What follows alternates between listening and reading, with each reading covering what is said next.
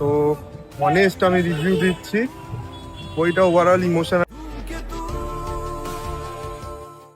Hello guys, আজকে আমরা যাচ্ছি ধূমকেতু দেখতে। আর যাওয়ার পথে আজকে আমাদের যে বাউনটা আছে, বাউনটাকেও তো কিছু দিতে হবে, তাই আমরা একটু হাওয়া পেট্রোল খাইয়ে দিলাম।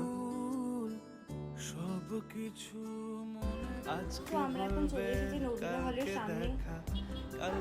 হলে ঢুকে মারাত্মক ভিড় দেখে আমরা খুব এক্সাইটেড ছিলাম। তার মধ্যে শুরু হয়ে গেল রঘু ডাকাতের ট্রেলার। আমরা বইটা দেখবি পুজোর সময়। বই শুরু হওয়ার পরে চারিদিকে মানুষ বই দেখছিল কম আর খাবার খাচ্ছিল বেশি। অবশেষে বইটা শেষ হলো, আমরা এবার বেরোবো। বেরোনোর সময় আমার বইয়ের এক্সপেকটেশনটা নষ্ট হয়ে যাওয়ায় বইয়ের মুড ভালো করতে আমি রজনীকান্তের সাথে ফটো তুলে দিলাম। আমরা সবে ধূমকেতু দেখে বেরোলাম। তো অনেস্ট আমি রিভিউ দিচ্ছি, বইটা ওভারঅল ইমোশনাল দিক থেকে খুবই ভালো। ফার্স্ট হাফটা ঠিকঠাক ছিল, সেকেন্ড হাফটাও মানে ওভারঅল বইটা ভালো, কিন্তু আমি কিছু কিছু জায়গায় মিসিং পেলাম। তো লাস্টের দিকটা একদমই আমি বুঝতে পারিনি। এই